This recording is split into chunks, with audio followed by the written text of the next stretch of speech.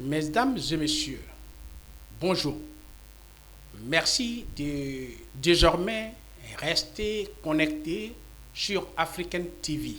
African TV qui est une chaîne pour l'instant en ligne qui entend donner la possibilité aux Africains, comme tant d'autres grands médias existants, afin que ces Africains puissent apprécier non seulement les réalités du continent, mais également l'actualité sur le continent.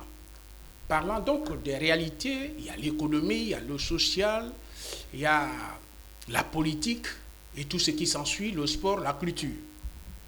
Et pour ce numéro pour lequel vous êtes conviés, on a donc eu le réflexe d'aller chercher des penseurs, des Africains, des experts, des spécialistes, diversement appréciés. On les a donc réunis pour vous. Et avec eux, nous allons scruter l'actualité qui a donc dominé la semaine écoulée. Et ensemble, nous allons apprécier le panafricanisme. Alors, merci donc d'être avec nous. Ici, à ma gauche, je vais donc, avec votre permission, donner la possibilité à mon invité pour que, davantage, il puisse se faire connaître par vous. Merci. Et merci mon frère Monoko. Et bonsoir à vous et bonsoir à mes co-débatteurs qui sont là sur le plateau. Et j'en profite pour souhaiter bon vent à cette nouvelle chaîne African TV. Que cette nouvelle chaîne soit la bienvenue parmi tant d'autres et qu'elle soit la chaîne tant attendue de tout le peuple africain et qui sont épris de paix, de justice et qui veulent surtout la bonne information aussi. Et donc, je profite de cela pour me présenter. Je m'appelle Mohamed Mamata Touré et je suis citoyen malien. J'écris beaucoup et parce que vous savez, dans ce pays aujourd'hui, il ne faut pas rester en marge de certaines choses. Donc, en dehors de ça, je suis dans une association qu'on appelle Anko Mali. Et cette association, j'ai eu la chance d'être le président de l'association Anko Mali. Pourquoi? Parce que nous, on parle du pays du Mali. Ce qui nous tient beaucoup à cœur, c'est de préserver les acquis de ce pays, c'est de préserver le Mali et de préserver les Maliens et tous les Africains qui y vivent ici présentement. Donc, merci, monsieur, de m'avoir invité sur votre plateau. Merci, c'est moi qui suis toujours content que les têtes comme vous, vous acceptiez de répondre souvent à mes invitations. Ici, avant de revenir à la droite, à celui qui m'est proche, je vous donne ici la présence de Éric Modi Koïté, ce grand communicant, interprète, et celui aussi averti des réalités de ce pays, parce qu'il a été toujours au cœur de tous les événements politiques, sociaux et culturels. Alors, Éric, merci d'être venu. Merci, monsieur Monoko Novetouali. Merci à vous, merci à la chaîne African TV. Et très ravi de venir cet après-midi à l'appel de African TV. Alors, comme vous l'avez si bien dit, c'est le camarade Éric Modi Koïta. Je suis journaliste, interprète, et pour avoir servi au niveau de l'Assemblée nationale du Mali pendant 15 ans, premier interprète à l'Assemblée nationale du Mali, porte-parole de tous les interprètes. J'avoue que le nom même African TV, c'est pour nous les Africains, c'est pour nous les panafricanistes. Alors depuis bas âge, nous avons épousé les idées de Thomas Sankara, paix à son âme, de Kwame Nkrumah, de Webb Dubois, de Georges Padmore, et j'en passe. Alors aujourd'hui, cette Afrique-là, comment ça se passe? Est-ce que l'éveil ou le réveil est à bon escient? Nous allons plus tard dans le développement rentrer là-dedans. Alors merci pour tous les téléspectateurs et tous ceux qui nous suivent en direct. Merci Eric. Et à ma droite ici, nous avons le plaisir de recevoir sur ce plateau notre panafricain, notre frère africain. Lui, c'est un écrivain, Brahima Nana. Alors, merci mon frère d'être là. Merci Monoko. C'est un honneur, un bonheur pour moi d'être avec vous aujourd'hui. Bien. Donc, la première des choses, c'est de parler de l'actualité qui a dominé la semaine. Et par rapport à cette actualité, nous allons en bâton rompu, chacun sa manière de comprendre. Mais cette semaine, on a beaucoup plus attendu la question de la sécurité menacée.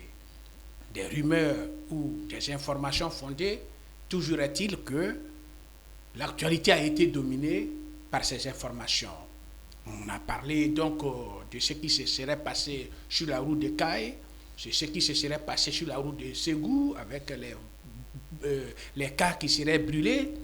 On a aussi parlé de ce qui se serait passé sur la route de Sikasso. Alors, Touré, est-ce que ce n'est pas inquiétant?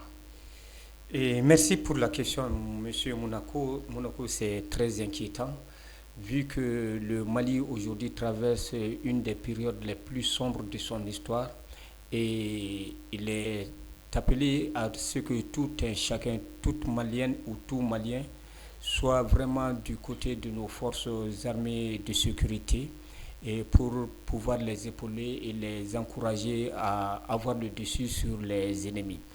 Et cette crise qui se vit dans notre pays depuis plus d'une décennie, nous constatons qu'aujourd'hui, là où nous sommes, bien que les terroristes ils sont en train de créer la terreur parmi la population, nous disons qu'ils sont soit en perte de vitesse, ou bien du fait que vous constatez un moment quand nos forces de défense se sont levées pour essayer d'attaquer toutes leurs bases.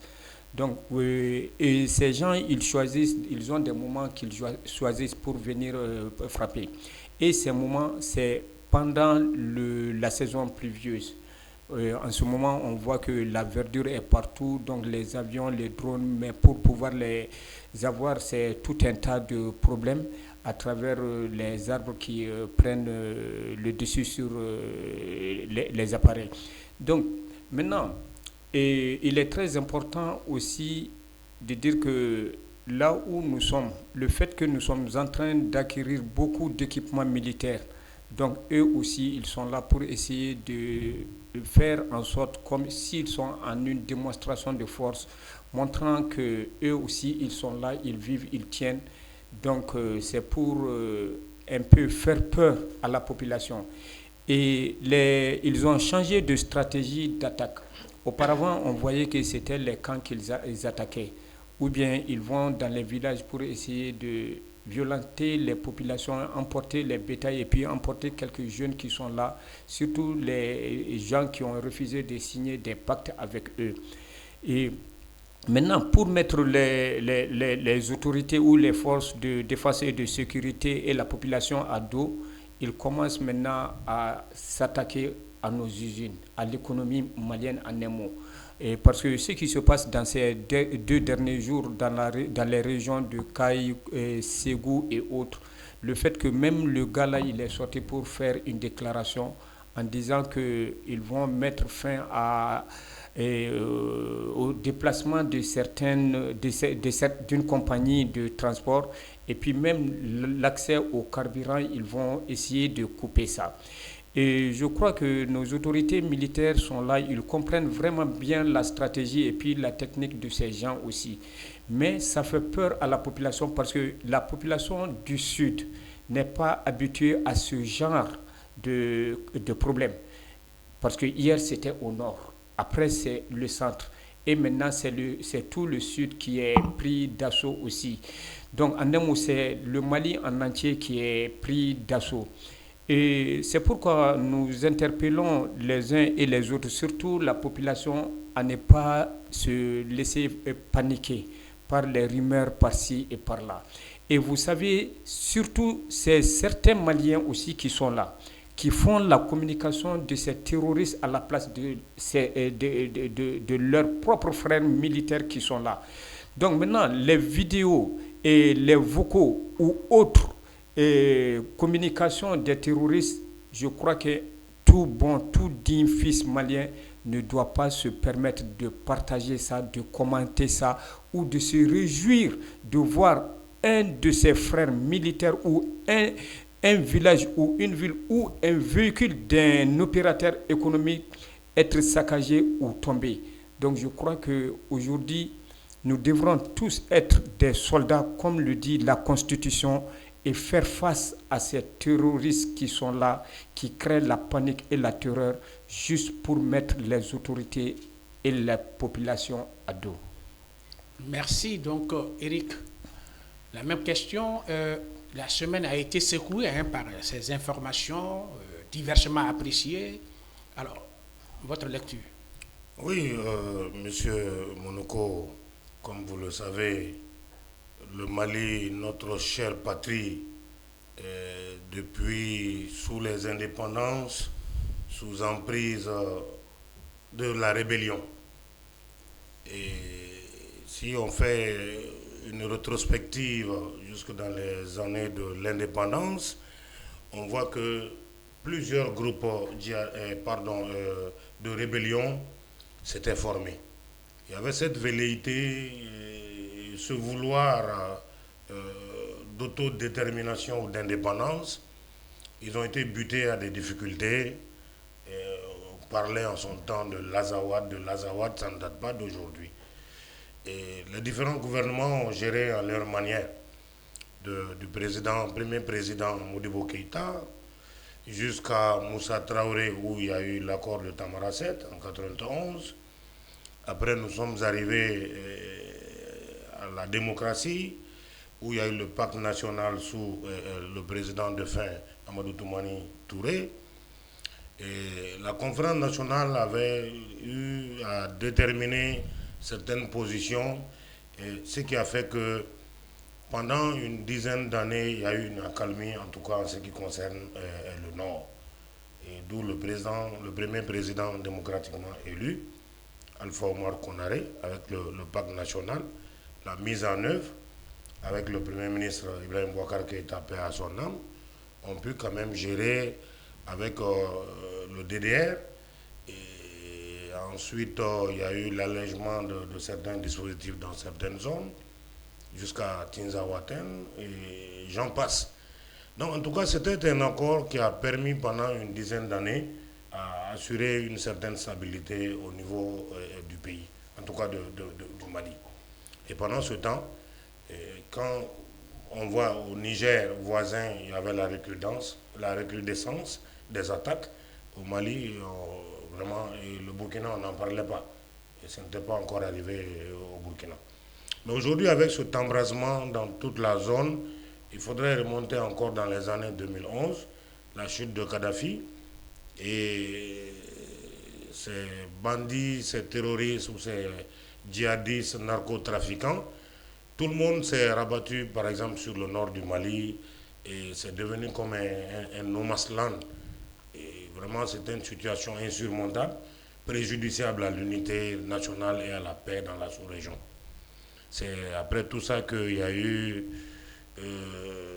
l'arrivée de l'amunissement du monde entier, je peux le dire, au niveau du Mali, mais c'était dans un contexte où le mandat n'était pas très bien déterminé par rapport à la lutte contre le djihadisme et le terrorisme. Donc, il arrivait un moment où il y a eu le réveil de conscience des peuples de la sous-région, le Mali, le Burkina et le Niger, et avec l'avènement des coups d'État. Bon, la majorité des populations ne voulait plus vivre comme par le passé et a voulu prendre son destin en main. C'est là qu'ils ont quitté non seulement la francophonie, la CEDEAO, tous les blocs qui existaient en son nom. Le Mali a donné le pas et les autres ont suivi. Alors, avec le départ de l'aménagement de toutes les zones et l'entrée de notre armée à Kidal, et on a vu qu'il n'y a pas eu de combat. Les djihadistes ils se sont dispersés un peu partout dans la sous-région. C'était quoi? Il fallait s'attendre à des réactions. Ils ne pouvaient pas disparaître comme ça dans la nature. Il y a certains pays voisins qui abritent le nid de ces terroristes, de ces djihadistes, qui se préparent avec la mainmise de certains autres pays, dont je n'aimerais pas citer le nom. Et voilà qu'ils ont pris de la force aujourd'hui et ils menacent la sécurité de tous ces pays-là. Même nos voisins qui ne sont pas dans l'alliance AES sont menacés. Et le cas récemment des chauffeurs du Sénégal en est une illustration parfaite. Vous avez parlé de Caille, de Nioro, du Sahel, voilà, Sikasso, et même sur la route de Ségou. Bien vrai que les autorités souvent donnent officiellement des explications, comme quoi il y a des rumeurs, et comme le camarade, le confrère Mamata l'a si bien dit, il faudrait que nous parvenions quand même à assurer ou à assumer une certaine responsabilité vis-à-vis des réseaux, des médias. Alors je profite de l'occasion pour rendre un hommage, un vibrant hommage à tous ceux qui sont tombés ces dernières semaines au Mali, au Burkina et au Niger. Et tout en priant que le Tout-Puissant Dieu, dans son infinie magnanimité et dans son incommensurable longanimité, puisse accueillir leur âme dans son paradis céleste. Amen. Merci Eric. Et donc on est toujours sur cette même lancée avec notre frère écrivain du Burkina Faso. Quand on parle de Mali au sujet du terrorisme, c'est le Burkina Faso, c'est le Niger, c'est les autres pays africains. Alors, l'actualité a été dominée ces derniers temps. Vous séjournez ici au Mali, à Bamako. Quelles sont vos impressions sur ces tristes informations? Donc, merci M. Monoko. Avant de continuer, je vais dire bonjour à l'AES, bonjour à l'Afrique, bonjour à toute la communauté noire à travers le monde entier. Force et courage aux forces armées maliennes, force et courage aux déplacés intermaliens, force et courage au peuple malien dans sa résistance et sa résilience. Hommage à Assimi Goïta et à son gouvernement, tous ceux qui sont en train de faire consolide la souveraineté qui est un gage pour le développement de notre nation. Donc, recevez également mes salutations révolutionnaires panafricaines du peuple burkinabé. Donc, moi, je ne vais pas aller loin, je vais me limiter à la rumeur qui dit que la route de Caille, de Nioro est coupée. Et si les réseaux, on voit ça circule. Donc, ça pose quel problème? Pour moi, ça pose le problème de la communication en temps de guerre. Voilà, nous sommes en guerre et ça pose un problème de communication en temps de guerre. Quel comportement devons-nous adopter par rapport à la communication quand nous sommes en situation de guerre? Voilà, donc, qu'est-ce qu'il faut faire? Les gens ont dit, il y a une rumeur. Une rumeur, c'est quelque chose qui n'est pas vrai, qui n'est pas faux, qu'il faut vérifier. Donc, d'abord, qu'est-ce qu'il faut faire? Il faut vérifier l'information. Vérifier l'information, c'est aller à la source pour voir est-ce que c'est vrai. Et si c'est vrai, maintenant, on pourra adopter la conduite à tenir. Donc, dans ces cas de figure, il faut attendre l'État. À travers ces structures, l'État-major, généralement, va faire sortir un communiqué pour confirmer ou infirmer l'information. Et là, maintenant, c'est ici intervient le rôle des journalistes, des communicateurs qui vont prendre le relais. Donc, ça doit être un truc qui doit être bien structuré. Même pendant la guerre mondiale avec la France, il y a eu des instructions claires aux journalistes. Et il ne doit pas avoir un comportement qui est pro-terroriste sur le territoire malien. Nous sommes des Maliens, et quel que soit ce qui va se passer, nous sommes solidaires à notre gouvernement et c'est ça qui est le plus important. Donc, qu'est-ce qu'il faut faire en temps de guerre? Ces terroristes, c'est quoi? Il y a la guerre de l'information aussi. Voilà, la guerre de l'information. Donc on fait la guerre sur le terrain, mais on fait la guerre, il faut qu'on gagne la guerre de l'information. Gagner la guerre de l'information, puisque eux, ce sont des terroristes, comme leur mot l'indique, ils veulent semer la terreur au sein de la population. Et s'il y a la terreur, il y a le chaos, et le chaos les profite. Donc le gouvernement est là pour tranquilliser, séréniser, voilà, la population. Donc qu'est-ce qu'il faut faire? Il faut écouter le gouvernement d'abord, et ensuite maintenant, relayer la communication que le gouvernement a fait. Voilà, c'est simple. Donc c'est le comportement à adopter. Voilà. On attend, le gouvernement va sortir un communiqué. On écoute le communiqué. Nous, les journalistes, on fait le relais. Chez nous, au Burkina Faso, c'est un peu organisé comme ça. Voilà. Et on sait qu'on a mis des journalistes en prison à cause de malveillance, d'un mauvais traitement de l'information. Et des gens se sont retrouvés en prison. Donc, chez nous, là-bas, il y a les journalistes qui ont fait une coalition de journalistes pro-gouvernementales qui aident le gouvernement à diffuser le message, un message qui va mettre le peuple en sérénité, et qu'il puisse continuer à vivre, voilà, pour que les terroristes ne puissent pas profiter d'une situation quelconque voilà, dans nos pays. Donc il faut aussi la synergie des actions, que ce qui se passe au Burkina en termes de discipline des journalistes et de la communication en temps de guerre dans cette situation, que la même chose se passe au Mali, que la même chose aussi se passe également au Niger. Et c'est en conjuguant nos efforts que, Inch'Allah, nous pourrons venir à bout de ces terroristes. Parce que ce n'est pas une guerre classique, c'est une guerre asymétrique, c'est-à-dire non conventionnelle. C'est-à-dire qu'ils pratiquent la guérilla. Ils viennent 2-3 personnes, ils font du bruit et ils repartent. Donc, et ce seul bruit peut déstabiliser beaucoup de choses. Donc, il faut que nous ayons un comportement patriotique et attendre, écouter, comprendre avant de véhiculer l'information. Parce qu'une mauvaise information qu'on véhicule, ça peut apporter des conséquences désastreuses. Voilà un peu ce que je peux dire par rapport à la rumeur qui coule actuellement au Mali. Bien. M. Touré, on a quand même cela comme ça a été apprécié, hein, que ça, on parlera de rumeurs, on parlera de vérité, mais toujours est-il qu'il y ait l'insécurité. C'est ça qui est le fond. Et aussi, à un moment donné, les plus hautes autorités se sont battues et continuent de se battre pour armer, équiper l'armée à tous les niveaux. Qu'est-ce qui peut donc justifier la persistance de ces malfaiteurs, leur présence inouïe et l'aggravation de la situation? Parce que si on a à Ségou, par exemple, on a le couvre-feu, s'il faut avoir couvre-feu à Caille, s'il faut avoir couvre-feu au niveau de Sikasso, cela veut dire qu'il y a quand même un malaise, alors qu'il y a eu beaucoup de moyens. Alors qu'est-ce qui pourrait justifier cela? Bon, vous savez, comme vous l'avez dit, insécurité, il y en a vraiment. Il faut qu'on le dise, qu'on ne se voile pas la face. Si nous en parlons, je crois que c'est ce qui va arranger les autorités à prendre les très bonnes dispositions aussi. Comme les autres l'ont dit, nous sommes dans une guerre asymétrique. Une guerre asymétrique, c'est quoi? C'est quelque chose que nous sommes avec nos ennemis. On mange ensemble, on boit ensemble, on cause ensemble, on fait tout ensemble sans que nous ne sachions que c'est eux qui retourneront les vestes contre nous. Donc, ça veut dire que aujourd'hui, tout un chacun est suspect de quelque chose. Les renseignements dont on parle, souvent on dit que ces gens sont tellement hyper renseignés, mais ils trouvent les renseignements où et avec qui et à quel moment. Et c'est pourquoi, vous savez, il faut savoir faire une chose, la distinction entre les choses. Contrôlons nos entourages.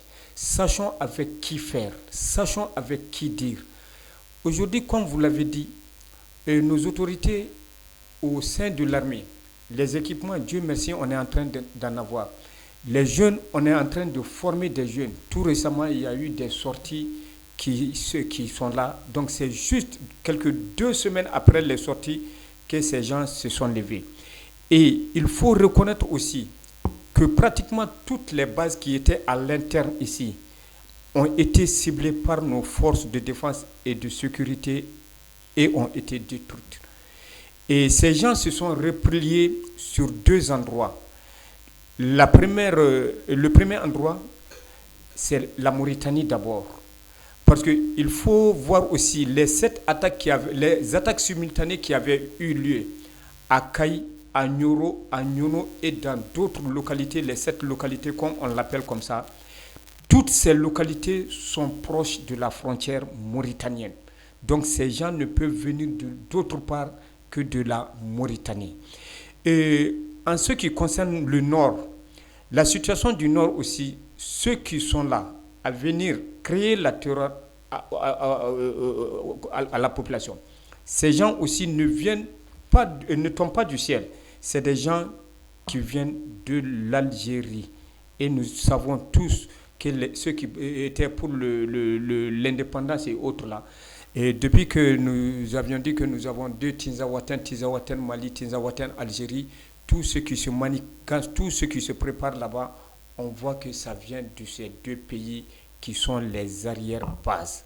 Et donc nous, on se pose la question, qui sont derrière ces gens et que ces 2 pays dont nous disons que c'est des pays frères et amis avec lesquels nous avons vraiment une coopération de fraternité, d'amitié et beaucoup d'autres choses, comment eux, ils peuvent être nous, nos amis et héberger nos ennemis? Il y a de quoi à se demander. Quelles sont les autres mains invisibles qui sont derrière ces terroristes aussi? On se demande, on doit se poser la question. Et d'autre part, c'est ce que nous disons chaque fois, il faut savoir faire la distinction, diversifier les différentes, essayer de savoir il y a combien de types de genres comme ça. Il y a des voleurs qui sont là, qui vont pour détruire les villages, piller les bétails, emporter tous les biens que les populations ont. Il y en a qui, d'après ce que nous recherchons et que nous récoltons, parce que moi j'ai eu à faire beaucoup de missions de 2017, 18, 19 jusqu'à 2020, 21, on était là, on a fait des missions au centre, au nord et aller jusqu'à la frontière burkinabé, donc on a touché un peu partout, la région de Ségou, la région de Mopti et tant d'autres. Nous avons fait des constats et nous avons écouté des gens, d'autres disent que eux, ils prennent les armes pour venger leurs parents ou leur village qui avait été détruit. Il y en a qui sont dedans parce que eux, on les paye, c'est comme des mercenaires. Vous les payez, vous êtes en conflit ou vous avez un litige avec un autre voisin, vous le payez, ils vont pour aller détruire les villages voisins et autres. Il y a d'autres aussi qui, eux, ils sont vraiment des terroristes qui sont financés par des puissances étrangères qui sont là. Et aujourd'hui, si on fait le truc de toutes ces choses, on voit que ceux dont il y a des mains invisibles derrière, ce sont eux qui sont en train de commettre tout ce truc-là. Bien que mal, avec les hauts et les bas, nos forces armées de défense et de sécurité aussi parviennent à tenir. Et nos chasseurs autodéfense aussi, ils parviennent à tenir. Et il y a des populations même qui ont formé des milices autour de leur village, qui ont refusé de signer des pactes, des accords avec ces terroristes qui sont en train de tenir bien que mal aussi. Il faut comprendre une chose, le Mali est un territoire très vaste. Nos forces armées de défense que nous avons, les autorités, ils ont fait beaucoup. Ils sont en train de faire beaucoup aussi. Et je crois que nous, aujourd'hui, nous, populations, comme je l'avais dit, la Constitution dit qu'en saison de guerre, tout un chacun est un soldat. On n'est pas soldat en ayant que les armes. Nous avons nos plumes. Les plumes, c'est des armes. Nous avons nos voix, c'est des armes. Nous avons le dialogue, ça aussi, c'est des armes. Nous avons tant d'autres choses que nous disons, même en Bambara, que chez nous, l'arme la plus puissante, c'est le dialogue. On le dit en Bambara couramment. Et aujourd'hui, si moi je vois des frères et des sœurs maliens qui se réjouissent de voir leurs propres frères militaires tomber, partager les vidéos, commenter et puis se réjouir de ça, moi ça me fait mal et je me pose la question, quel genre de Maliens eux ils sont? Et est-ce qu'ils ont un cœur? Est-ce qu'ils ont un frère, une sœur ou un parent proche qui porte la tenue pour aller défendre l'intégrité du territoire, sécuriser les personnes et leurs biens? Ces jeunes militaires qui vont au front, ils laissent tout. Ils ont des familles, ils ont des épouses, ils ont des enfants, ils ont des pères, ils ont des mères comme tout un chacun et ils veulent vivre comme nous et ils ont le droit aussi Aujourd'hui, nous devrons être derrière pour leur montrer que là où vous partez, c'est un aller peut-être sans retour. Donc, mettez en tête que vous avez un relais, une relève derrière vous qui s'occupera de de toutes les familles, papa, maman, enfants, épouses et autres. C'est ce qui doit être notre contribution, c'est ce qui doit être notre engagement vis-à-vis de ces 10 fils qui ont prêté le serment d'aller tomber et de ne plus se relever. Donc, comme vous l'avez si bien dit, aujourd'hui, il urge à ce que tous nous donnons la main pour former une union sacrée autour de la République et autour de nos jeunes frères, de nos fils qui sont sur les fronts et qui ont le flambeau Mali en main. Ils ne vont pas le faire pour défendre un homme, pour défendre un titre ou pour défendre un clan, mais pour défendre une nation, tout un État, toute une République. Et cette République doit être reconnaissante envers ses dignes fils et ses dignes filles qui ont osé prendre le flambeau pour aller se battre pour la vie. Oui, Eric, sur la même question, il a fait l'étalage de ce qui se passe et ce que les populations, les citoyens, comment ils devraient aussi se comporter en d'autres termes, soutenir l'armée. Et évidemment, avant même que je ne pose la question, je formule la question pour vous, l'armée, elle est dans une dynamique régalienne. Et sans l'armée, aucun État, aucun pays ne peut exister. Non, pas du tout face à ces criminels de tout genre. Alors, quel doit donc réellement être le comportement des citoyens? Le comportement des citoyens qui vivent. Il disait tantôt que certains peuvent se réjouir même du drame, des malheurs, des catastrophes, des conséquences. Or, les militaires qui vont au front, ils y vont pour la sécurité, non seulement des citoyens, mais c'est la sécurité de toute la population et la sécurité du territoire et également la sécurité des biens. Quel comportement citoyen doit avoir dans ce cadre précis où la douleur est vraiment profonde? Oui, monsieur Monoko, moi je pense que la situation elle est vraiment inquiétante. Elle est vraiment inquiétante.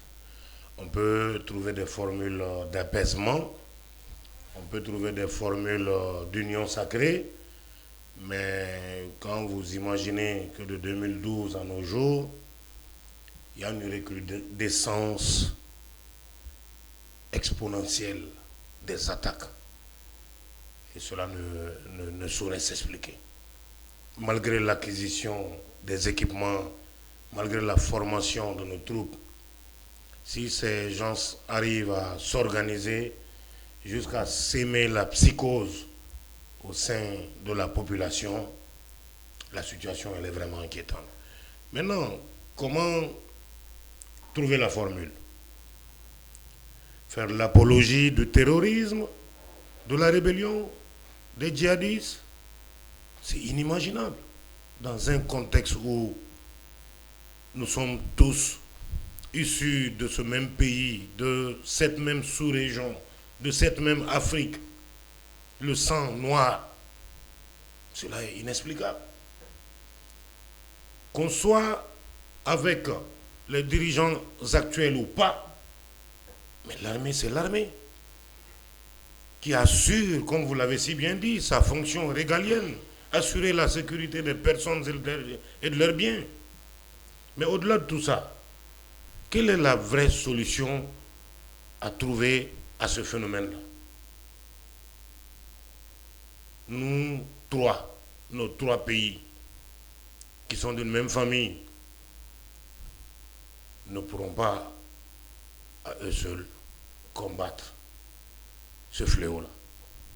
Puisque les causes et les conséquences étant lointaines avec ce contexte géostratégique et géopolitique mondial, sans parler de globalisation ou de mondialisation, avec la course aux armements, même entre les grandes puissances, qui cherchent à exploiter nos ressources, ils ne vont jamais accepter un jour qu'il y ait cette paix durable dans cette sous-région. Nos sous-sols qui regorgent toutes sortes de minéraux dont les valeurs sont inestimables feront toujours la conquête de ces puissances impérialistes.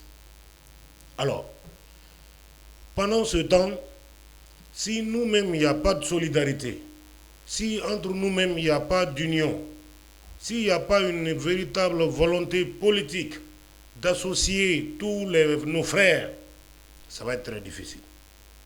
Ça, je vous le dis.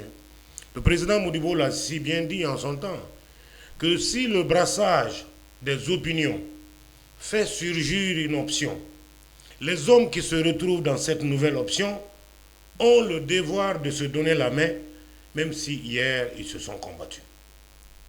Et par ailleurs, André Malraux le disait, que l'âme de l'histoire, sous la cuirasse romaine, comme sous la robe de Gandhi, c'est la volonté. Est-ce qu'il y a une réelle volonté politique de mettre fin à cette crise? Si oui, comment? En attendant. Merci pour la question qui mérite donc réflexion et j'espère bien que dans nos prochaines rencontres, on essaiera également de creuser davantage au fin de trouver solution parce que les populations souffrent difficilement et amèrement. Alors, mon frère, vous êtes écrivain, vous avez aussi les pieds au Burkina Faso et au Mali. Ces deux pays sont touchés tristement, pour ne pas dire le secteur AIS et même les pays voisins. Tout récemment, c'était le Togo, le Bénin, la Côte d'Ivoire et le Sénégal. Tout ça, c'est pas de gaieté de cœur et ça ne peut réjouir personne. Alors, est-ce qu'on peut imaginer un jour que ça finisse? Oui, moi j'ai foi qu'un jour ça va finir. Oui, ça va finir parce que nous ne sommes pas, ce qui nous arrive n'est pas singulier. C'est arrivé à d'autres peuples avant de nous arriver.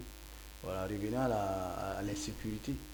Voilà, si on se pose la question, est-ce qu'il y a insécurité? Oui, il y a insécurité. Mais est-ce qu'il y a progrès dans la réduction de l'insécurité? Oui, aussi, on peut répondre à cette question, oui. Parce qu'il y a des preuves qu'il y a des progrès qu'on fait pour sécuriser certaines choses qui étaient plutôt dans l'insécurité. Donc ça veut dire que quoi? Ça veut dire que le Mali est en train de faire des progrès, le Niger fait des progrès, et le Burkina Faso fait des progrès en termes de sécurisation de son territoire. Je prends l'exemple de mon Burkina Faso. Nous sommes à 112% de récupération de notre territoire. Pourtant, elle était toute jaune-rouge. Kidal, je prends l'exemple du Mali. Kidal était occupé. Kidal n'est plus occupé. Ça fait un plus dans la balance de la sécurisation ou non? Oui ou non? Oui, ça fait un plus. Donc ça veut dire que quelque chose est en train de faire sur le terrain. Parce que les trois pays ont dit que la solution elle est militaire, elle reste militaire. Il n'y a pas de diplomatie, pas de négociation. Et si la solution elle est militaire, c'est aux militaires de le résoudre. S'il y a un malade, on appelle un docteur. S'il y a un enfant scolarisé, on appelle un enseignant. Voilà. Dans la société est composée de l'armée, de la société civile, etc., etc. Donc, ici, qu'est-ce qu'il faut faire? Il faut qu'on soit optimiste plutôt. Optimiste. Oui, on va gagner la guerre. Ça doit être notre conviction intime. Voilà. Parce que si on est pessimiste, ce n'est pas possible. On ne va pas trouver les solutions. Et sans les solutions, il n'y aura pas d'action. Mais si on est optimiste, on va aller au-delà et arriver au sacrifice suprême pour notre Mali, pour notre Burkina et pour notre Niger. Personne ne viendra défendre ces pays à notre place. Il faut qu'on se le dise. Personne ne viendra balayer ta maison à ta place. Donc c'est ce que nos présidents ont compris. Ils ont compris que si tu veux préparer la paix, il faut également préparer la guerre. Le capitaine Ibrahim Traoré, quand il est venu trouver l'État burkinabé, en déliquescence, il n'y avait rien. Mais aujourd'hui, on a investi près de 1 milliard dans l'armement. Parce qu'on a compris que non. Si tu dors si la natte de ton voisin, tu dors à terre. Donc moi, je ne fais que rendre hommage, force et courage aux femmes, aux forces armées maliennes pour l'effort qu'ils ont fourni et qu'ils continuent de fournir. Le prix qu'ils sont en train de payer, le sacrifice qu'ils sont en train de fournir pour sécuriser les axes, pour ramener la paix, etc. Sinon, l'insécurité, Oui, ça dérange tout le monde, l'économie et tout. Donc, mais il y a des solutions, il y a des actions qui sont en train d'être faites. Il n'y a pas longtemps, je suivais sur le réseau, il y a de l'armement qui est en train de rentrer toujours. Pourquoi? Parce qu'on tient à cœur à recouvrir tout le Mali. Voilà. On ne sait pas qui est terroriste, quels sont leurs mobiles. Ça, ce n'est pas notre problème. Notre objectif, c'est clair, c'est la paix, c'est recouvrir l'intégrité territoriale. C'est ça qui nous intéresse. Et nous allons l'atteindre coûte que coûte. Quel que soit le prix qu'il faut payer, on va le faire. Voilà. En Algérie, avec le groupe islamique, le GIA, en son temps, ça a pris le temps que ça a pris. Mais c'est fini. On voit, mais il faut que nous soyons des hommes convaincus de cela, prêts à faire le sacrifice. Et j'admire le peuple malien, parce qu'actuellement, le peuple est en train de consentir des sacrifices pour cela. Parce que qu'est-ce que le peuple peut faire? C'est contribuer avec son argent, donner son argent pour qu'on paye les armes. C'est contribuer moralement, en sentant les louanges des femmes. Voilà, c'est conseiller, c'est collaborer avec l'armée en donnant les renseignements nécessaires. La guerre, c'est la stratégie. Et nous, on n'a pas les stratégies, c'est l'armée qui a les stratégies. Et nous, on peut collaborer, donner l'information, et il fera le boulot qu'il faut pour que ces gens quittent là où ils sont. Voilà. C'est sûr, ils n'étaient pas là avant. Ils n'étaient pas là avant. Donc, s'ils sont venus, on peut les faire repartir là où ils sont venus. Je prends l'exemple de Tinzawaten. Quand ils sont rentrés à Tinzawaten, je crois qu'ils ont donné l'année. Depuis combien d'années le Mali n'a pas encore migré? L'autorité malienne n'a pas encore migré à Tinzawaten. C'est depuis combien d'années? Et ils sont venus, ils ont mis pied là-bas. Donc ça veut dire qu'en termes de sécurisation, de récupération du territoire, il y a progrès. Il y a des progrès. Donc on ne peut que féliciter, on ne peut que encourager, on ne peut que motiver et contribuer avec ce qu'on peut apporter pour que cela puisse encore avancer et que ce soit plus rapide. Plus on a la paix, plus c'est le peuple qui gagne. On pourra avoir le temps de vaquer à nos occupations, que ce soit le commerce. Voilà, chacun pourra faire ce qu'il veut et dans la tranquillité et la sérénité, voilà, comme tous les autres peuples d'ailleurs. Il faut qu'on soit courageux. Je prends l'exemple de la Palestine avec Israël. Regardez ceux qui sont en train d'endurer à cause de leur territoire. Il faut que nous regardions et que nous soyons comme eux. Voilà. Et même si au niveau du réseau, quelqu'un publie quelque chose qui n'est pas bien, je crois que souvent il y a l'ignorance. L'ignorance, le manque d'information. Voilà. Donc il faut qu'on sensibilise les gens à comprendre que c'est notre Mali. On n'a pas deux Mali, on n'a pas deux AES, c'est un seul. Et si on le perd, on a tout perdu. Et je crois que les gens aussi ont pris conscience par rapport au comportement des uns ou des autres. Et c'est sûr qu'Inch'Allah, ça va changer beaucoup. Beaucoup de choses vont changer. Et les militaires vont faire le travail qu'ils savent faire et pour que le pays regagne sa paix. Les militaires savent faire leur travail, qu'ils savent faire, c'est des stratèges comme vous l'avez dit, et c'est ce qui va nous amener à attaquer l'autre pan de notre rencontre d'aujourd'hui. On devait donc échanger sur l'actualité, c'est ce qui a été fait, chacun a donné son point de vue là-dessus. On va donc rebondir sur le panafricanisme, qui, ça fait maintenant plus d'une dizaine d'années, dans ces derniers temps surtout, le panafricanisme est à l'ordre du jour, on en parle, mais souvent, on a comme l'impression que souvent aussi, d'autres prennent le manteau panafricain sans qu'ils ne soient panafricains, d'autres les taxent d'opportunistes, d'autres y sont réellement, alors que ceux qui en sont les précurseurs du panafricanisme dont on parle toujours et aujourd'hui, les Kwame Nkrumah, Abdel Nasser, les Unombe, et les Patrice Lumumba, Pierre Moulele et tous ceux-là qui ont connu ce concept-là et qui l'ont porté à un certain niveau respectable. Aujourd'hui, le panafricanisme, souvent, on a comme l'impression que ça sert maintenant. Je ne dis pas que les panafricains n'existaient pas. Nous en sommes et nous sommes dans ce combat panafricain, mais certains aussi s'en servent aussi de trop. Est-ce que vous partagez cet avis? Parce que beaucoup le disent, c'est pourquoi j'ai dit on va en faire aussi sujet de réflexion, le panafricanisme, comment vous l'appréciez aujourd'hui? Et comme vous l'avez dit, le panafricanisme, aujourd'hui, beaucoup le prennent pour en faire un jeu, pour être populaire ou bien pour être vu.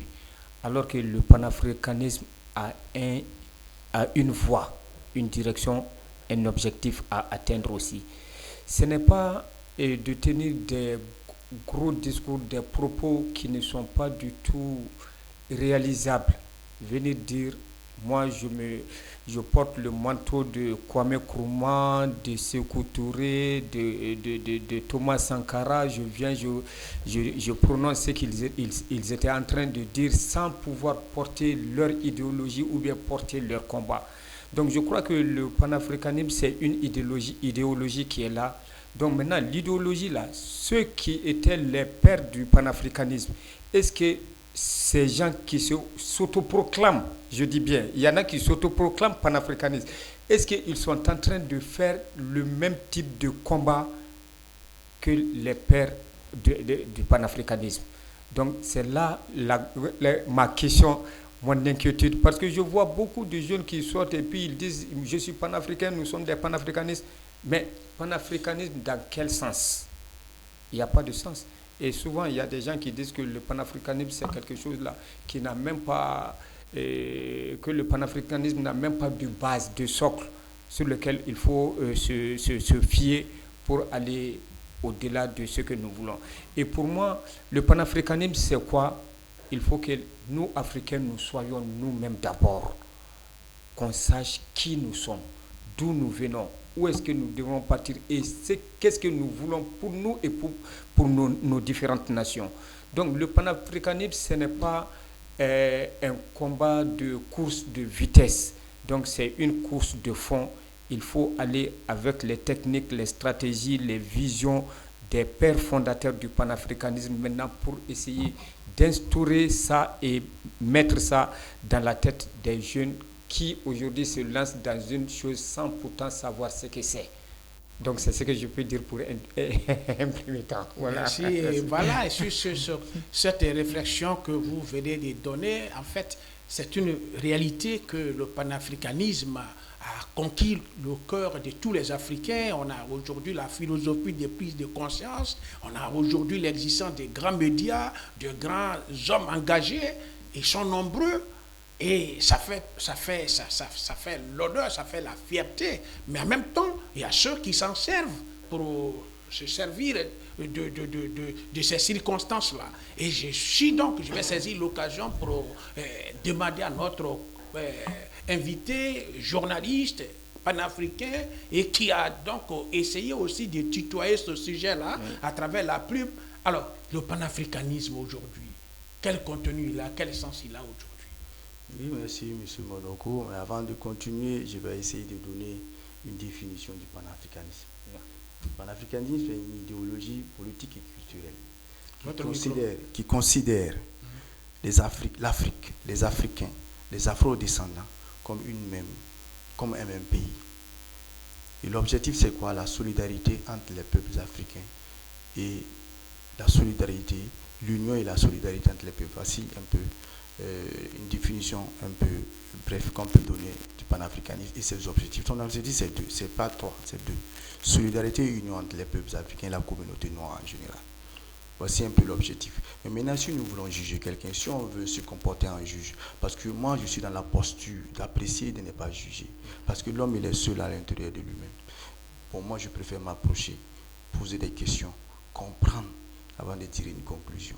Maintenant, quand on dit que des gens ils sont opportunistes, voici la définition du panafricanisme. Maintenant, prenons ces actes et mesurons avec ce qu'il est en train de prôner. Si c'est faux et c'est vrai, on l'interpelle. Parce qu'il ne faut pas qu'on soit dans cette histoire de juger. Juger, c'est diviser. Et diviser, c'est éloigner les gens les uns et les autres. Plutôt, il faut communiquer. S'il te plaît, interpeller. Et monsieur, s'il te plaît, tu es en train de t'éloigner un peu de notre objectif.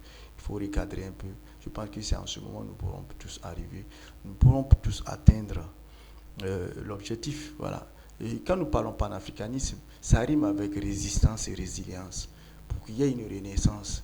Parce que nous avons été brimés, honnis, persécutés. 400 ans d'esclavage. 400 ans d'esclavage. De colonialisme, de néocolonialisme, de France-Afrique. Trop, c'est trop. Donc, moi, je ne peux qu'admirer toute personne qui se lève, qui dit oui, même le fait de prononcer le nom panafricanisme, c'est quelque chose qui l'apporte sur notre balance. C'est un combat, c'est un combattant, c'est un de nos combattants. Parce que quel que soit le degré, quelle que soit la petitesse de son effort, et si on va les multiplier par 1000, ça devient une force. Voilà pourquoi il faut accepter tout le monde. Et là, j'ai écouté une fois Claudicia, il dit que non, lui, il ne va jamais critiquer un panafricaniste. Parce que on est assez différents les uns des autres. Chacun a sa manière, chacun a ses forces et ses faiblesses. Chacun a là où il excelle.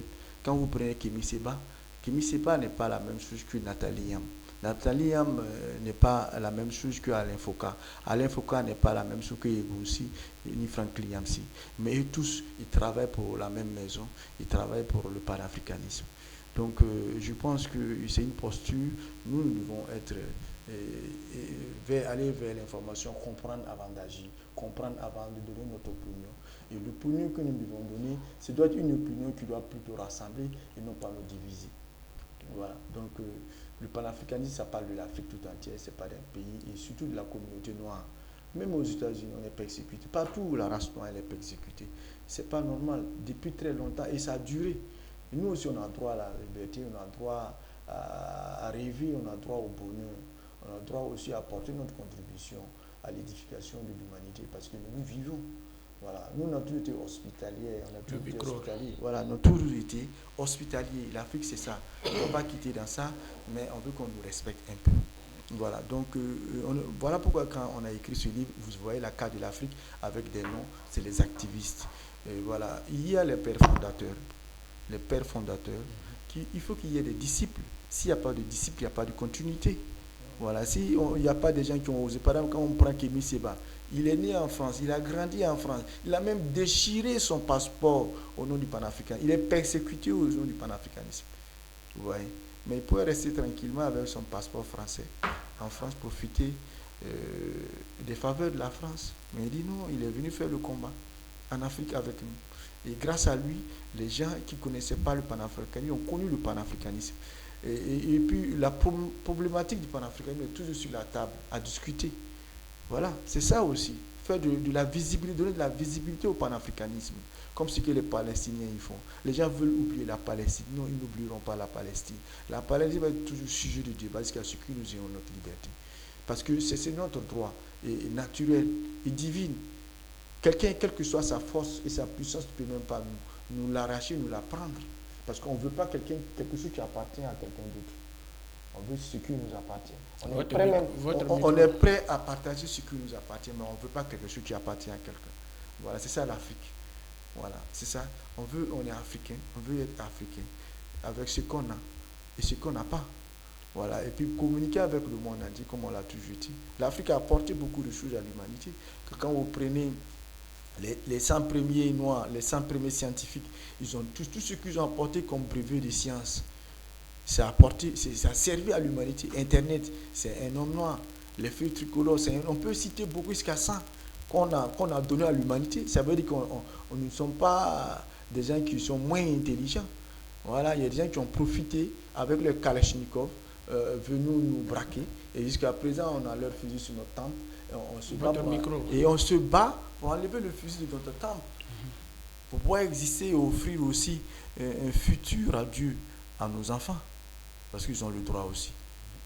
Voilà un peu ce que je peux dire du panafricanisme. Oui, merci, mais il y a une question je vais un peu rebondir parce que il y a le panafricanisme et dans sa dimension, c'est de réhabiliter l'Africain et créer la solidarité africaine pour que les Africains s'attendent et se comprennent et soient ensemble et qu'eux, ils soient acteurs et de leurs ressources, de leur devenir, de leur avenir et que d'être égal à égal avec les autres. C'est cette logique qui est demandée. Et derrière cette logique, quand on se situe dans une logique d'opposition idéologique, on se dit, ceux qui nous ont dominés il y a des siècles, ceux-là, il faudrait qu'ils finissent par nous reconnaître, nous aussi, notre responsabilité et notre existence. C'est ça le panafricanisme. L'enjeu est cela. Et aussi, on découvre certains, quand ils ne sont plus avec les pouvoirs auxquels ils appartenaient, ils deviennent panafricains. Et quand ils sont dans les pouvoirs, ils ne sont pas panafricains. C'est aussi ça la réalité. Et donc on ne peut pas donner... Oui, je vais finir pour poser la question. On ne peut pas donner carte blanche à tout le monde parce que quelqu'un prononce le mot panafricain qu'il faut l'appeler panafricain. Le panafricanisme, c'est une conception idéologique. C'est une vision que les Africains devaient implémenter et pour mettre en pratique. Beaucoup. Quand ils ne sont plus avec un pouvoir, ils se deviennent panafricains. Quand ils sont avec le pouvoir dictatorial, quand ils vivent avec un pouvoir qui fait du tort à ses compatriotes, ils ne disent rien, ils mangent bien, ils sont là, et quand ça ne va pas, ils deviennent panafricains. C'est cela que beaucoup dénoncent aujourd'hui et que nous autres qui sommes déjà dans cette lutte-là, si on a l'occasion de vous appeler, c'est de susciter le débat pour qu'on ait des vrais panafricains et non des panafricains des circonstances. Voilà. Eric, le panafricanisme aujourd'hui qui domine, ça a aidé la prise de conscience. Le panafricanisme a aidé à révolutionner les pensées. Le panafricanisme a aidé aujourd'hui à ce que les jeunes Africains disent oui, celui-là, on ne veut plus de lui. L'exemple des dénonciations des accords Mali-France, mais l'esprit panafricain a prévalu. Le soutien que toute l'Afrique a apporté au Mali face à la CEDEAO est dans la dynamique panafricaine. Mais ce même concept panafricain, est-ce qu'il est perçu par tout le monde de la même façon? Oui, M. Monoko, merci de m'avoir donné encore une fois la parole. Ce concept de panafricanisme, normalement,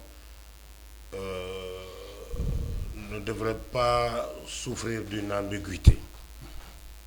Mais hélas, quand on prend le mouvement panafricaniste, qui est issu du 19e siècle, comparé aujourd'hui au mouvement panafricaniste, qui, au lieu d'une union, comme vous l'avez si bien dit, d'une solidarité, si vous prenez le contexte de la sous-région, l'AES, qui a quitté la CEDEAO, est-ce que c'est une union ou c'est une désunion? Si vous voyez les sanctions de l'Union africaine contre les pays de l'AES, les sanctions de la CEDEAO contre les pays de l'AES, et j'en passe, c'est une union, une solidarité ou une désunion. Quel est le réel ou la réelle motivation de ce panafricanisme? Quel est le réel mobile de ce panafricanisme sous ce 21e siècle, comparé au panafricanisme de Webb, de Georges Padmore, de Kwame Nkrumah, et j'en passe.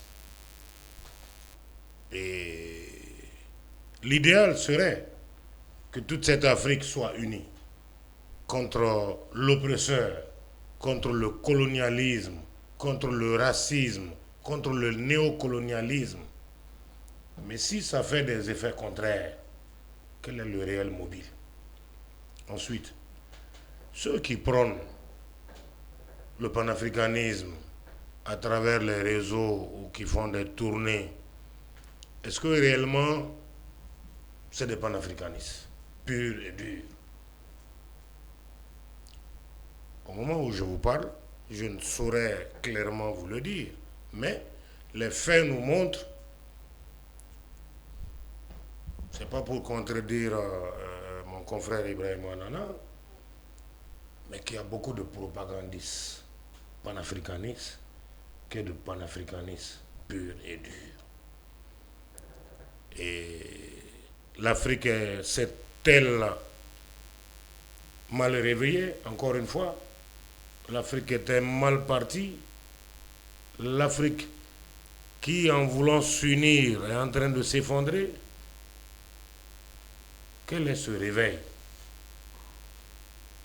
Si aujourd'hui il n'y a pas une intégration économique entre les pays de l'Afrique ou de la sous-région, s'il n'y a pas une intégration politique entre les pays de la sous-région, quel est ce panafricanisme?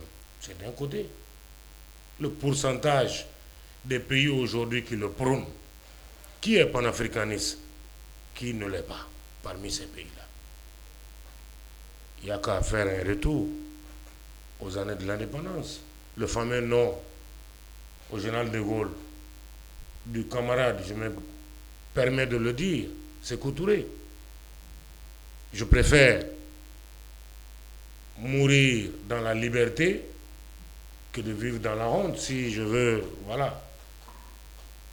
Si je veux paraphraser le camarade Sankara, l'esclave qui n'est pas capable d'assumer sa révolte ne mérite pas qu'on s'apitoie sur son sort. Nous avons vu, eux, ils étaient au milieu. Ce n'était pas le panafricanisme de Kwame, ce n'était pas ce néo-panafricanisme, mais ce qu'ils ont posé comme jalon. Mon frère, il est là. Le Burkina, aujourd'hui, en bénéficie entièrement. C'est une idéologie, certes, politique, mais c'est dans le comportement, c'est dans l'acte. Il faut que ce soit réalisable. Ça ne sert à rien de faire des théories, des poésies, des poèmes, de tourner, de dire non. Alors qu'il y a une mainmise qui finance certains de nos panafricanistes qui font ces tournées-là. Bon, je peux dire qui est plus panafricaniste que moi.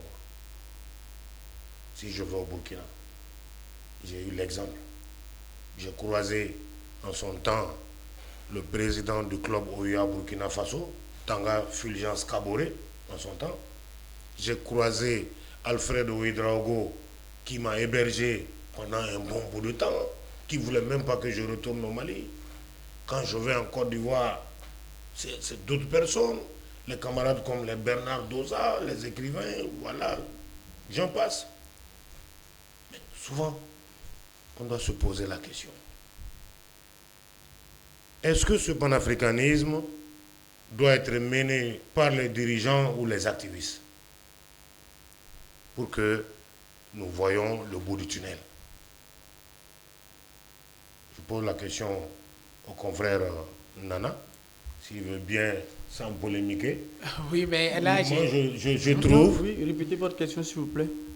Pour que notre panafricanisme... c'est moi qui pose les questions ici, c'est moi qui pose les questions. Non, pas directement, quoi. Oui, j'ai compris. Non, c'est une façon de parler, mais les questions, c'est moi qui les pose. Le temps de réagir. Voilà. Est-ce que ce panafricanisme, c'est les activistes actuellement qui peuvent mener à bien ce combat-là, ou bien c'est les dirigeants politiques qui doivent le mener? Si oui, comment? Et sinon, pourquoi? Merci. Oui, vous pouvez répondre. Bon, moi, je n'ai pas de réponse pour ça. D'accord. Voilà. Ce que je voudrais ici, pour qu'on comprenne, qu'on se mette à l'aise, c'est qu'effectivement, le panafricanisme s'impose à nous tous. Il faut qu'on soit panafricain. Et être panafricain, c'est aussi aimer l'autre. C'est une vraie chance de dire je suis panafricain et je n'aime pas un autre africain. Il y a une contradiction. Et donc, il faut encourager, de mon point de vue, à ce que les Africains s'acceptent dans un premier temps. Et c'est quand on s'accepte qu'on s'associe et qu'on peut atteindre l'objectif.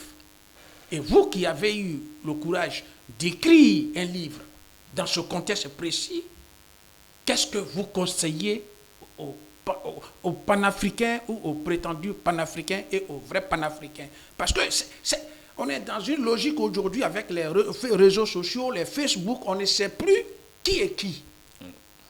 On ne sait plus qui est qui. Or, hier, quand on te disait que quelqu'un est panafricain, il l'est. Et il meurt avec. Il vient de donner l'exemple de Thomas Sankara. On parle de Kwame Nkrumah. On parle de Patrice Lumumba. Ainsi de suite. Ceux-là, ils ont laissé des empreintes au sens aigu du panafricanisme. Vous avez écrit. Qu'est-ce que vous pouvez dire aux panafricains pour que le panafricanisme soit sincère? Non, ce que moi je peux dire, c'est chacun à son niveau individuellement, que tu sois bien assis, de façon panafricaniste. D'abord, te cultiver pour ta propre culture, parce que si toi-même tu n'as pas compris, quelqu'un risque de te faire détester. Votre micro. Non, si tu n'as pas compris le panafricanisme, quelqu'un risque de te faire détester le panafricanisme. Quelqu'un d'autre, parce que tu n'as pas compris l'histoire du panafricanisme. Mais si tu as compris, tu comprendras que autant que nous sommes des milliards, nous avons des milliards de visions. Et ça fait partie du jeu. On fait avec. Même au congrès de 1900 à Londres, Blaise Diagne a été envoyé par Paris pour aller espionner le congrès panafricain qui s'est tenu à Londres en ce temps. C'est pour vous dire que ça n'a pas commencé aujourd'hui. Ce n'est pas nous qui allons arrêter ça. On doit faire avec. Je vous informe que le panafricanisme est dans l'agenda de l'UA, de l'unité africaine. Normalement, d'ici 1963, d'ici 2063, on doit atteindre cette unité africaine. Et il y a le passeport africain qui est en circulation dans les mains de certaines personnes déjà. Ça, c'est puisque quand on dit le panafricanisme, c'est un processus. Oui, on a dit on veut atteindre, c'est un objectif. Maintenant, les étapes, le process pour arriver, c'est fait. Le process est fait. Déjà, il y a les regroupements régionaux. Et après, maintenant, on peut arriver à un moment donné à mettre tout ensemble. Kadhafi, qu'est-ce que Kadhafi voulait faire? C'est la même chose. Donc, c'est vrai que c'est dans l'agenda. Mais ces activistes, ce sont des gens qui voient qu'il y a un vide. On n'en parle pas assez. On parle plutôt de démocratie, de droit, etc. On ne parle pas trop de panafricanisme. Et ces gens, par leur amour pour l'Afrique, se lèvent, ils parlent. Et puis les gens voient. Ils ne demandent pas la permission à quelqu'un pour parler. Ils ne demandent pas le financement à quelqu'un pour parler. Moi, je ne sais pas qui est financé par qui. Moi, je ne sais pas. Mais ils parlent. Peut-être que c'est après. Des gens disent, oui, par exemple, je vois souvent Egounsi avec sa Ligue Noire. Non, ce que je voulais dire, je vais recadrer le sujet. D'accord. Je vais recadrer le sujet rapidement pour qu'on puisse gagner. Oui, M. Monoko, moi je voulais réagir juste. Oui, voilà. Mais permettez que je recadre un peu. Juste oui, 2 minutes, je vais d'abord recadrer, c'est très important parce que le sujet est important. L'idée n'est pas de dire ici et nier la lutte panafricaine. Et l'idée n'est pas de nier ceux qui se battent sur les réseaux sociaux, leur lutte. C'est pas ça. L'idée, c'est de dire, est-ce qu'on porte le panafricanisme au sens aigu du terme? Vous, demain, on vous prend ici panafricain, on est en train de parler. Demain, vous devenez élu au Burkina Faso. Une fois dans le Parlement, vous allez changer de langage. Vous n'allez plus avoir ce courage que vous aviez avant d'être nommé ou bien élu député dans le Parlement burkinabé pour dire que nous, on s'oppose à ce concept de l'impérialisme. C'est ça le panafricanisme qu'il faut porter. Est-ce qu'on le porte? Demain, on va vous nommer, vous allez être élu président du Burkina Faso.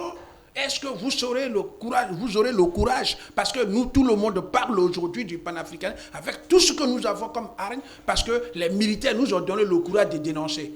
Aucun civil ne l'a dit, aucun civil ne l'a fait. On a vu plusieurs civils qui ont pris les pouvoirs en Afrique, et à la dernière minute, ils ont tous changé.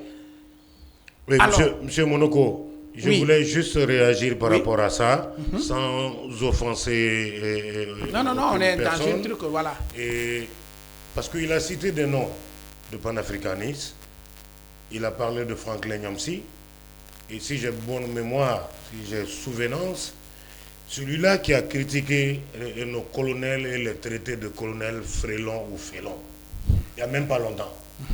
Je peux sortir la vidéo tout de suite et vous faire montrer. J'ai vu la vidéo. Moi, voilà. j'ai vu. Et vous les prenez comme des exemples de panafricanisme. C'est ça, je dis. Ils sont panafricanistes, mais ils ne sont pas durs, ils ne sont pas parfaits. Ils ont leurs erreurs, ils ont leurs fautes, ils ont leurs écueils. Moi, je dis, nous sommes actuellement, même tout le monde que vous prenez, que ce soit tous les présidents, du président au citoyen lambda, on en est défaut. Il n'y a pas quelqu'un qui est un saint ici. Il y a quelqu'un qui est quitté quelque part, pour venir quelque part. Je sais que hier, je peux dire non, et aujourd'hui, dire oui. Hier, je peux faire une erreur, m'excuser par rapport à cette erreur, et me recadrer, me rediriger. Moi, ici, dans cette optique, moi, je ne suis pas dans le truc de juger le passé. Juger le passé et vivre dans le passé. Oui, hier, il a fait ça. Aujourd'hui, il ne fait plus ça. Donc, c'est vrai, on peut l'excuser ou on ne peut pas l'excuser. On peut l'accepter. Ce qu'il est en train de faire, ça nous aide ou ça ne nous aide pas. C'est ça qu'il faut regarder. Le danger, c'est lequel? Oui, le danger, c'est lequel? Et c'est la richesse de cette émission aujourd'hui. Parce qu'il faut qu'on parle sincèrement du panafricanisme. Et c'est ça le vrai débat. Vous ne pouvez pas d'abord être hier avec un pouvoir, par exemple, je donne, je ne dis pas. Est-ce qu'on était démocrate? Est-ce qu'on était démocrate hier? Pardon? Est-ce qu'après les indépendants, les États étaient démocrates? La démocratie est venue après. Est-ce que nous, on était démocrates hier? Qui? Les États africains, est-ce qu'on était Non, démocrates? le sujet, le mien. C'est pour faire un exemple pour dire qu'on peut ne pas être panafricaniste hier et aujourd'hui l'être. C'est ce que j'ai dit. Même on peut ne pas l'être aujourd'hui et puis demain l'être. Oui. Je veux que vous acceptiez cela. Mais oui, pour qu'on l'accepte, et ça, c'est pourquoi entre les panafricains, s'il n'y a pas de franchise, il n'y a pas de sincérité, on ne pourra pas, parce qu'il faut aussi avoir le courage de dire à X que tu n'es pas panafricain, ou si tu l'es, voilà le comportement panafricain que tu devrais avoir. Ça, c'est très important. Je donne deux exemples. Je vais donner deux exemples pour que vous puissiez mieux mener le débat. Moi, hier, je peux dire non, je suis contre, je suis avec un pouvoir, je combats tous mes opposants. Je peux même encourager une rébellion. Je peux même aider à ce qu'on fasse du tort à certains compatriotes, parce que je suis avec un pouvoir. Demain, je suis à porte-à-faux avec le pouvoir, je deviens panafricain. Ce panafricanisme-là, il vient d'où? Non, il n'est pas panafricaniste. Ce monsieur-là, il n'est pas panafricaniste. Ça, c'est faire le caméléon équilibriste. C'est ça, justement. Et là... Et il faut donc que les panafricains... Si panafricanistes, on va avoir un code. Là, on peut établir un code panafricaniste où, peut-être si tu remplis ce code, où tu respectes ces principes, tu es panafricaniste. Par exemple, un panafricaniste ne peut pas faire cela. Mais s'il n'y a pas de code, en attendant qu'il n'y ait pas de code, il y a le comportement. Quel code avait Thomas Sankara pour qu'on le cite? Quel code avait XW? C'est ce que je vais dire ici. Monsieur Nana, oui. Aujourd'hui, vous êtes sincère, vous êtes panafricaniste. Est-ce que demain, on peut s'attendre à ce que vous ne soyez plus panafricaniste? Bon, c'est ce que moi, je n'arrive pas à comprendre dans moi. Je dis moi, je ne dis pas nous. Moi, je ne peux pas comprendre ça. Parce qu'avant tout, il faut avoir des valeurs de vérité et de sincérité. En toi d'abord, avant d'être panafricaniste. Moi, je ne peux pas aller rentrer dans un club et adopter une idéologie sans la défendre, sans respecter ses principes et ses règles, sans être un exemple. Je laisse. Je n'adhère pas à cette idéologie. Moi, je ne peux pas faire cette démarche, que ce soit dans le malheur ou dans le bonheur. On ne doit pas être quelqu'un qui fluctue selon les circonstances, selon la température du moment. Non. Un panafricaniste est un panafricaniste qui est prêt à se sacrifier pour l'Afrique, même si l'Afrique ne lui donne rien. C'est ça. Les tout premiers, ils ont fait ça. Les fondateurs, c'est ça leur comportement. Donc, on va interpeller à tous ces panafricanistes qui sont actuellement, qui ont le vent en poupe, qui sont les plus reconnus. Ils n'ont qu'à être exemplaires.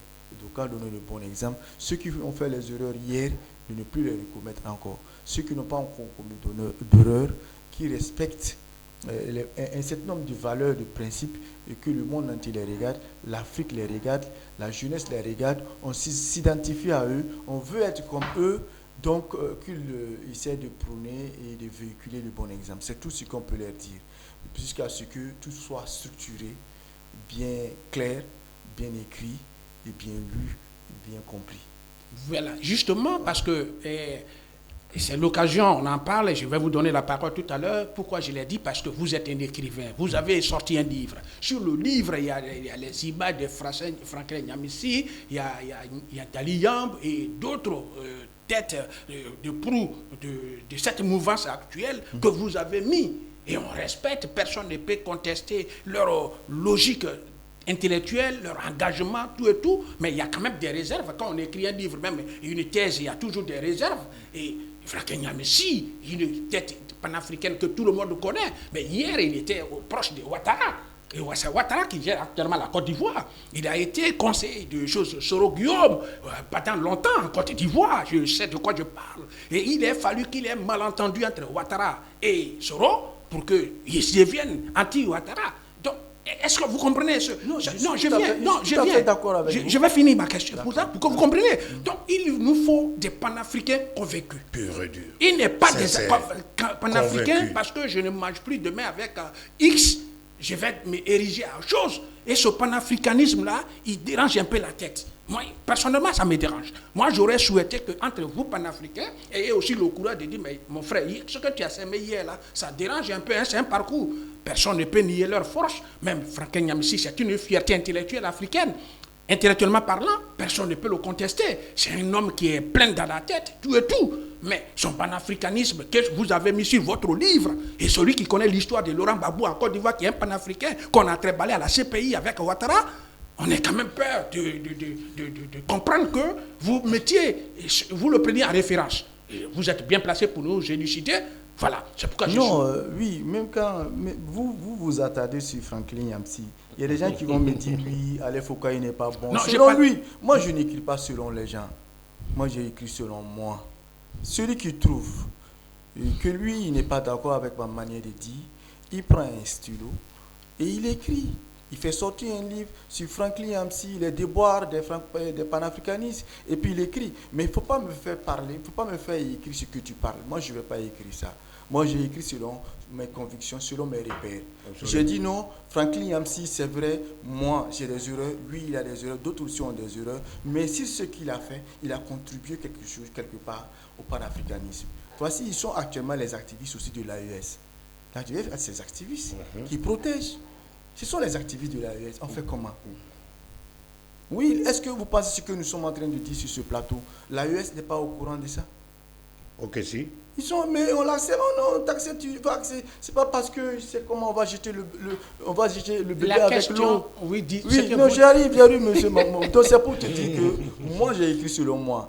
Oui, j'ai connu tous ces gens, m'ont fait des observations et tout. J'ai dit oui. Moi je ne suis pas dans une posture de jugement, je ne juge pas.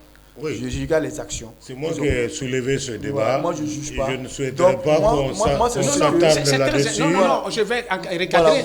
Moi, c'est ce qu'ils ont fait. Même si M. Touré a fait quelque chose, un peu, si ça m'a plu, moi, je peux citer son nom. C'est de façon... C'est pas dit que ce sont les meilleurs et tout. Voilà, c'est ce qui m'est venu à la tête. Ouais. C'est bien noté. J'invite aussi les autres aussi à continuer. Il y a beaucoup de sujets qu'on peut traiter au niveau du panafricanisme. Absolument. Oui, voilà. C'était pour vous dire bravo, félicitations, mais il faut aussi être armé pour défendre ce que vous avez écrit. Ça, c'est tout à fait normal. C'est normal. Vous avez écrit, vous avez mis sur votre bouquin Franklin Yamsi, tous les Africains vous applaudissent, mais il a quand même sorti de Côte d'Ivoire avec Laurent Gbagbo qu'on a transféré, qui était porteur de ce message panafricain. Je suis d'accord, donc c'est pour dire que quelque part, ça dérange. Vous allez loin. Il n'y a même pas 2 semaines. Oui. Il a eu des embrouilles avec Ogonsi. Ok. Yamsi. Voilà. Et je ne suis pas d'accord avec sa position. Parce qu'en tant que panafricain, le linge sale se lave en famille. S'il y a un problème entre les panafricains, c'est pas sur le réseau, ça se règle. Voilà. Donc, ça doit être réglé. Il faut de la sagesse. J'interpelle à tous les panafricanistes, les Alain Foka, les Claudicia, les Nathalie, les Franklin Yamsi, les Gounsi et tout. On veut de l'objectivité. Voilà, le linge sale se lave, un peu de sagesse, parce que l'Afrique c'est la sagesse. Si on veut de sagesse pour parler du panafricanisme, régler les problèmes panafricanistes entre nous de façon sage et promouvoir une belle image du panafricanisme. Et je pense qu'en ce moment, on pourra avoir beaucoup d'adhérents. Et beaucoup de et c'est cela, c'est ce message c'est ça qui va nous faire gagner. Justement, si on est entre nous panafricains, c'est-à-dire il n'y a pas un Français ici, il n'y a pas un Américain, c'est entre nous Africains. Et donc, quand on a le panafricanisme que nous portons, nous Africains, et pour que nous défendons, si on se retrouve, on doit se donner le courage de dire. On a parlé de ces pics vis-à-vis des dirigeants de l'AES et puis de Assimi Goïta. Il a même dit que s'il veut être président avec cravate et tout, il a dit beaucoup de choses. Mais on ne peut pas. Quand est-ce qu'on peut être dit que ça c'est un panafricain convaincu ou c'est un panafricain de circonstances? C'est ce côté-là qui me dérange personnellement. Non, là, vous avez tout Avez-vous une réaction par rapport à ce sujet? Oui, et ce que je voulais juste dire, je dis souvent, il est très bien de juger aussi pour recadrer certaines personnes et mettre des points sur certains i aussi. Donc chaque fois on dit on ne juge pas quelqu'un. Mais si on ne juge pas aussi, on ne saura pas la vérité aussi. Voilà. Donc il y a des gens, comme tu l'avais bien dit, qui ont trébuché un moment et qui se sont redressés après. Donc la vie même c'est ça, nul n'est parfait. Donc nous sommes des imparfaits. Donc il y a beaucoup, c'est pourquoi je dis en début de mes interventions qu'il faut que nous soyons nous-mêmes. Voilà. Arrêtons de faire certaines choses qui n'est pas de nous, qui ne doivent pas venir de nous. Soyons notre image, préservons notre image. La bonne image de nous, Africains, c'est quoi? Auparavant, comment étaient nos ancêtres? Si on parle de Babemba, Sundiata, d'autres rois africains, et qu'on enseigne l'histoire de ces gens aux enfants à l'école, c'est parce qu'ils ont laissé quelque chose. Et cette chose, est-ce que nous avons pu prendre le relais pour faire encore mieux qu'eux? Je crois que c'est là qu'il faut que si nous faisons un combat, qu'on le fasse avec conviction et sans être intéressé par quoi que ce soit. Parce que le panafricanisme doit être un combat vraiment sincère, digne, loyal aussi, un combat vraiment qui peut porter fruit pour la nouvelle génération, à ce que la nouvelle génération ne se laisse pas enchaîner par d'autres. Les Arabes avaient passé, après les Arabes, c'est les Occidentaux qui sont là, et après les Occidentaux à qui on va ouvrir la porte pour qu'ils passent. Donc c'est à nous de prendre le relais maintenant, d'être nous et de faire comme nous, et pas comme d'autres.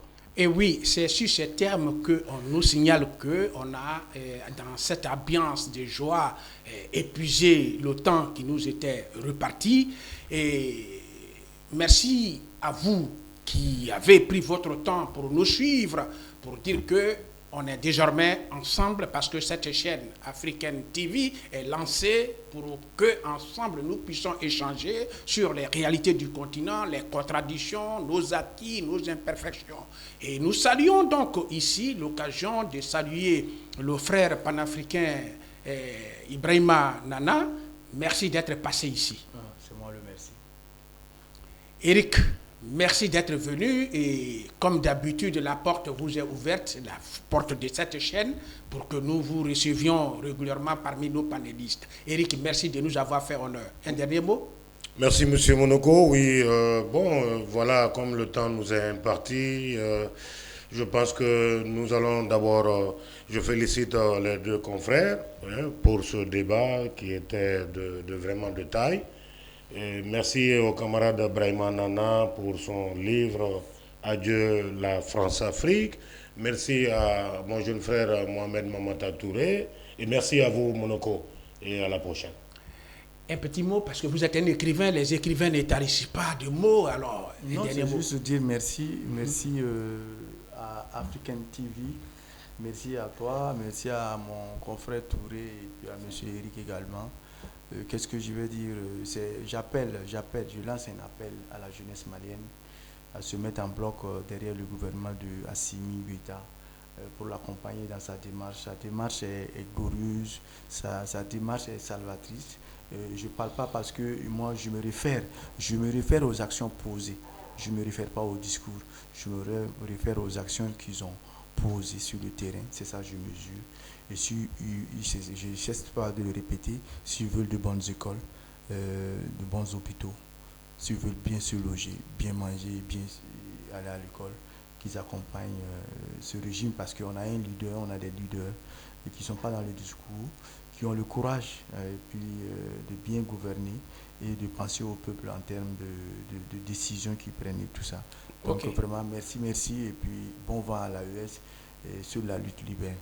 Bien, merci. Donc, ici, comme nous l'avions dit, notre frère, ce n'est pas une publicité, mais c'est un honneur qu'il nous a fait en acceptant de répondre à notre invitation. Il a écrit donc un livre intitulé « Adieu la France-Afrique ». La France-Afrique. Adieu la France-Afrique. Son livre est donc sorti. On espère que vous allez l'acheter, vous allez le lire et ensemble avec lui scruter, approfondir le panafricanisme. Merci donc d'être venu sur ce plateau d'African TV, et à vous tous, merci et à une prochaine édition. À bientôt.